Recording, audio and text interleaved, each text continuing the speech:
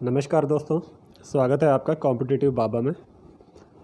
आज हम डिस्कस करेंगे कुछ जीके के क्वेश्चन जो कि सभी तरह के एग्ज़ाम्स में नॉर्मली पूछे जाते हैं और काफ़ी इंपॉर्टेंट होते हैं। टॉपिक रहेगा आज हमारा इंडियन सिक्योरिटी फोर्सेस के ऊपर। देश की जो सुरक्षा बल हैं उनके ऊपर क्वेश्चन आज हम डिस्कस करेंगे। चलिए स्टार्ट करते हैं।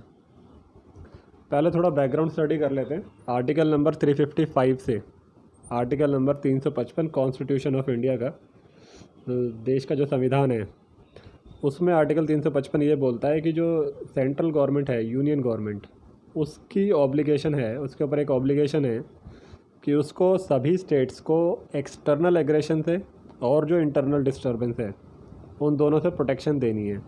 एक्सटर्नल एग्रेशन का मतलब हो गया कि देश के बाहर से अगर कोई अटैक होता है, कोई टेररिस्ट अटैक होता है, कोई कंट्री वॉर कर देती है, ठीक है ना, कोई इन्फिल्ट्रेशन होती है बाहर से किसी भी स्टेट में, तो उस स्टेट को प्रोटेक्ट करना है यूनियन गवर्नमेंट को। और कोई इंटरनल डिस्टर्बेंस होती है, यानी कि देश में विद इन द स्टेट अगर कोई दंगे हो रहे हैं, कुछ भी इस तरह का हो रहा है, डिस्टर्बेंस है स्टेट के अंदर बेसिकली, उसमें भी यूनियन गवर्नमेंट का रोल है। और उसको इंश्योर करना है कि हर एक स्टेट जो है फंक्शन करे in accordance with the provisions of the constitution of India. ठीक है ना, देश के संविधान में जो प्रावधान हैं उनके तहत हर स्टेट जो है काम करे स्मूथली। तो ये यूनियन गवर्नमेंट के ऊपर ऑब्लिगेशन लगाता है आर्टिकल 355। अब कुछ इंपॉर्टेंट सोर्सेज हैं, क्वेश्चंस आगे हैं, हम डिस्कस करेंगे। कुछ इंपॉर्टेंट सोर्सेज मैंने यहाँ बताए हैं जिसको पढ़ करके आप और डिटेल में इंडियन सिक्योरिटी फोर्सेस के बारे में पढ़ सकते हैं as per the difficulty level of your exams जिसके लिए आप प्रिपेयर कर रहे हैं। Ministry of home affairs, ministry of defence, इनकी वेबसाइट्स पे जाके आप पढ़ सकते हैं और डिटेल में। इंडिया ईयर बुक एक बड़ा अच्छा सोर्स है काफ़ी अदर टॉपिक्स के लिए भी, और सिक्योरिटी फोर्सेस जो आज हम डिस्कस कर रहे हैं इसके बारे में भी। गूगल पे, विकीपीडिया पे इंडिया के सिक्योरिटी चैलेंजेस क्या क्या हैं इनके बारे में आप पढ़ के और डिटेल में प्रिपेयर कर सकते हैं। चलिए शुरू करते हैं क्वेश्चन नंबर 1 से। पहला क्वेश्चन है आईटीबीपी के ऊपर। आईटीबीपी की फुल फॉर्म होती है Indo Tibetan border police. ITBP guards which side of the Indian border, India के कौन सी साइड के बॉर्डर को आईटीबीपी सुरक्षा देती है। 4 ऑप्शन दिए गए हैं। इंडो पाक इंडिया पाकिस्तान का जो वेस्टर्न साइड में हमारा बॉर्डर पड़ता है, नॉर्थ वेस्ट साइड में जो बॉर्डर पड़ता है वो, या इंडिया बांग्लादेश ईस्टर्न साइड पे पड़ता है, या India China north east side पे जो पड़ता है, या इंडिया नेपाल, कौन से बॉर्डर को आईटीबीपी प्रोटेक्शन देती है। इसका सही जवाब है India China, option number 3। India China में आईटीबीपी तैनात है और हमारे बॉर्डर्स की सुरक्षा करती है। एडिशनल नॉलेज जान लेते हैं इसके बारे में। फुल फॉर्म इसकी मैंने बताई, इंडो तिब्बतन बॉर्डर पुलिस, और ये तिब्बत एरिया पड़ता है, चाइना के अंदर है और इंडिया से टच होता है, वहाँ पे प्रोटेक्शन देती है। और one of the 7 central armed police forces में से है ये एक। 1962 में जब इंडिया चाइना वॉर हुआ था उसके बाद इसको रेस किया गया, इसको एक सीआरपीएफ एक्ट के तहत इसको बनाया गया है। हेडक्वार्टर इसका न्यू दिल्ली में है और आईटीबीपी से जो पर्सनेल हैं उनको यूएन यानी कि यूनाइटेड नेशंस के पीस कीपिंग जो मिशंस रहते हैं पूरे वर्ल्ड में, उसमें भी इनका काफ़ी इनकी भागीदारी रहती है, वहाँ पे इनको तैनात किया गया है। जैसे कि अफ्रीका में सहारन कंट्रीज़ में और अफ़गानिस्तान वगैरह में कई कंट्रीज़ में आईटीबीपी से ऑफिशियल्स जो पर्सनेल हैं भेजे गए हैं, वहाँ पे सुरक्षाएं सेवाएं दे रहे हैं। Question number 2, BSF was raised during which war, कौन से वॉर में बीएसएफ बनी थी। 1962 के वॉर में, 65 के वॉर में, 71 में, या 1948। 4 ऑप्शन हैं। 62 में चाइना के साथ वॉर हुई थी, 65 में, 71 में इसमें पाकिस्तान के साथ वॉर हुई थी।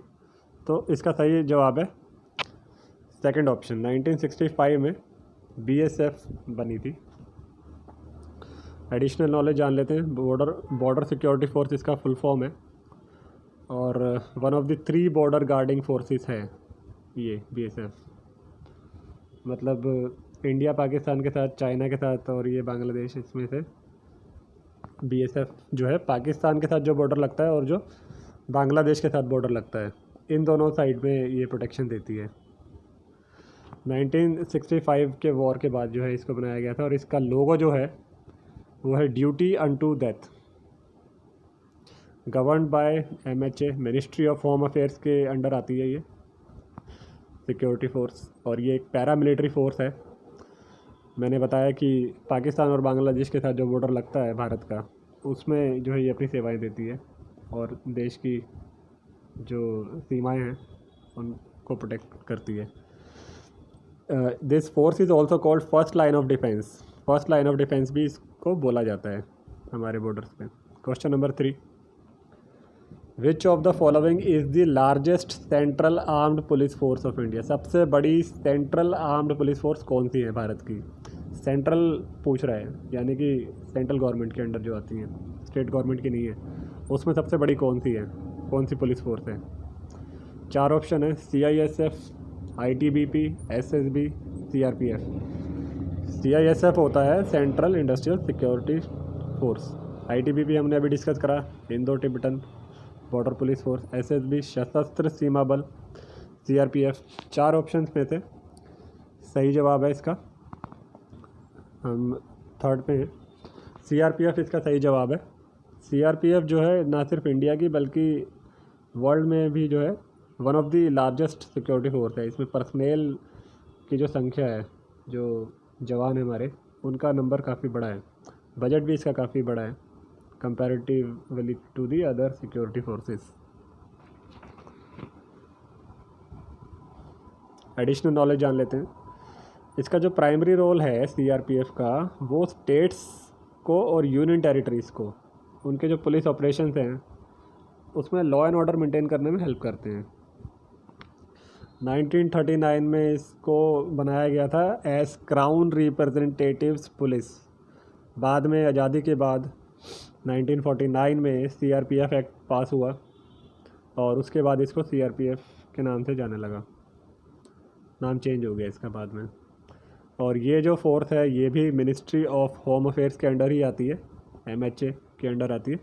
हेडक्वार्टर इसका न्यू दिल्ली में है और इंडिया के जो जनरल इलेक्शंस होते हैं उसमें इस फोर्स का बहुत ही बड़ा रोल रहता है सुरक्षा देने में। ये काफ़ी इम्पोर्टेंट बात है जानने वाली कि इंडिया के जनरल इलेक्शंस में ये सेवाएं देती है बहुत बड़े स्केल पे, इसका काफ़ी बड़ा रोल रहता है। 2008 में कोबरा के नाम से, यानी कि commando battalion for resolute action, cobra के नाम से एक चाइल्ड यूनिट भी इसके अंडर बनाई गई थी जिसका पर्पस था नक्सलिज्म से फ़ाइट करना। एक स्पेशलाइज्ड फोर्स की ज़रूरत थी तो कोबरा को डेवलप किया गया। गुरिल्ला वॉरफेयर में इनको ट्रेन किया गया है उनसे लड़ने के लिए। क्वेश्चन नंबर 4, सशस्त्र सीमा बल। Sashastra Seema Bal is under whose admin control? 4 option दिए गए हैं, मिनिस्ट्री ऑफ डिफेंस, CRPF, रॉ, research and analysis wing, ministry of home affairs. 4 option दिए गए हैं, इसका सही जवाब है मिनिस्ट्री ऑफ होम अफेयर्स। तो ये वाली जो सिक्योरिटी फोर्स है ये भी मिनिस्ट्री ऑफ होम अफेयर्स के अंडर ही आती है।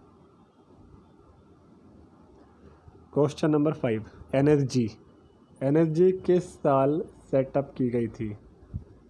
1972, 85, 84, 90। 4 ऑप्शन दिए गए हैं, सही जवाब है इसका 1984। 1984 में NSG को बनाया गया था। इसकी फुल फॉर्म है नेशनल सिक्योरिटी गार्ड और ये काफ़ी एक इलाइट काउंटर टेररिज्म यूनिट है और ये भी मिनिस्ट्री ऑफ होम अफेयर्स के अंडर ही आती है। मेन जो इसका पर्पस है वो टेररिस्ट एक्टिविटीज़ में, टेररिस्ट मिशंस में जो है इनको लगाया जाता है फाइट करने के लिए। 1984 में ये बनी थी और this was setup after operation blue star in golden temple. Amritsar में गोल्डन टेम्पल में ऑपरेशन ब्लू स्टार चलाया गया था, उसमें जो है इसको सेटअप किया गया था, उसके बाद इसको सेटअप किया गया था। इसका मोटो है सर्वत्र सर्वोत्तम सुरक्षा और ये एक स्पेशलाइज्ड काउंटर टेररिज्म फोर्स है, टेररिस्ट से लड़ने के लिए, टेररिस्ट मिशंस में लड़ने के लिए। and this is meant to be used in exceptional situations only and not to replace the role of states police और paramilitary force। मतलब ये कि इनको सिर्फ एक्सेप्शनल जो सिचुएशंस होती हैं, काफ़ी डिफ़िकल्ट मिशंस में ही इनको लगाया जाता है। इन जनरल जो पुलिस स्टेट्स की जो अपनी पुलिस होती है, जो पैरामिलिट्री फोर्सेस होती हैं सेंटर की भी, उसमें इनको ओवर पावर करने का वो नहीं है, मतलब उनको अपना रोल प्ले करना ही है। सिर्फ एक्सेप्शनल सिचुएशंस में ही इनको जो है यूज़ किया जाता है, इनकी सेवाएं ली जाती है। And these are train to deploy in counter hijacking task on land. Hijacking के जो मिशंस होते हैं, यहाँ पे टास्क होती हैं, चाहे लैंड पे हो, चाहे सी पे हो, चाहे एयर पे हो, बॉम्ब डिस्पोजल के मिशंस हो गए, पोस्ट ब्लास्ट इन्वेस्टिगेशन करनी हो, या होस्टेज रेस्क्यू मिशंस होते हैं, वहाँ पे भी अपनी सेवाएं देती है। Question number 6, Indian coast guard. Indian coast guard operates under which body? किसके अंडर ये काम करती है? 4 ऑप्शन हैं, ministry of home affairs, Indian navy, Sashastra Seema बल, या मिनिस्ट्री ऑफ डिफेंस। इसका सही जवाब है मिनिस्ट्री ऑफ डिफेंस। अभी तक जो हमने फोर्सेस पढ़ी हैं वो मिनिस्ट्री ऑफ होम अफेयर्स के अंडर थी। ये वाली इंडियन कोस्ट गार्ड जो है ये मिनिस्ट्री ऑफ डिफेंस के अंडर आती है। एडिशनल नॉलेज इससे रिलेटेड जान लेते हैं। इंडियन कोस्ट गार्ड जो है that is to protect India's maritime interest on its territorial water. India की जो कोस्टल लाइन है, समुद्री तट जो होता है, वहाँ पे ये अपनी सेवाएं देती है और 1978 में ये बनी थी।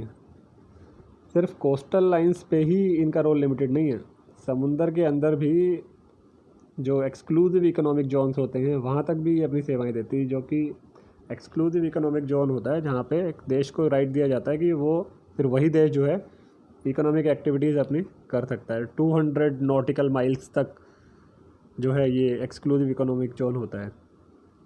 अब ये नॉटिकल माइल्स क्या होता है? नॉटिकल माइल्स जो समुंदर में जब डिस्टेंस को नापा जाता है तो वो नॉटिकल माइल्स में नापा जाता है। अब 200 नॉटिकल माइल्स तक एक्सक्लूसिव इकोनॉमिक जोन होता है, वहाँ तक भी ये जो है सिक्योरिटी देखती है।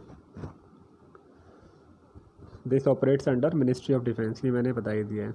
And this force works in close cooperation with Indian navy, department of fisheries, department of revenue, central and state police, इन सब के साथ मिल करके कोऑपरेट करके ये फोर्स काम करती है, Indian coast guard.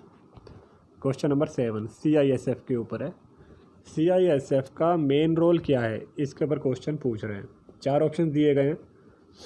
First, to fight naxalism, naxalism से फाइट करने के लिए इसको बनाया गया है क्या? Second, to protect border with Bangladesh. Third, to provide security to industrial units and critical installation. Fourth, to guard Indian coast lines. 4 option दिए गए हैं। CISF का मेन रोल क्या है? इसका सही जवाब है option number 3, to provide security to industrial units and critical installation. इसकी फुल फॉर्म भी है सेंट्रल इंडस्ट्रियल सिक्योरिटी फोर्स। देखिए ऑप्शन नंबर 1 में बोलता है टू फाइट नक्सलिज्म। नक्सलिज्म से फाइट करने के लिए इसको बनाया गया है क्या? नहीं, उसके लिए तो CRPF भी काम करती है। कोबरा हमने पढ़ा, कोबरा को ट्रेन किया गया गुरिल्ला वॉरफेयर में, वो सब वो लड़ती है। सेकंड ऑप्शन है to protect border with Bangladesh. Bangladesh में प्रोटेक्शन देती है क्या? नहीं, बांग्लादेश पे तो BSF है, बॉर्डर सिक्योरिटी फोर्स, वो वहाँ पे सेवाएं दे रही है।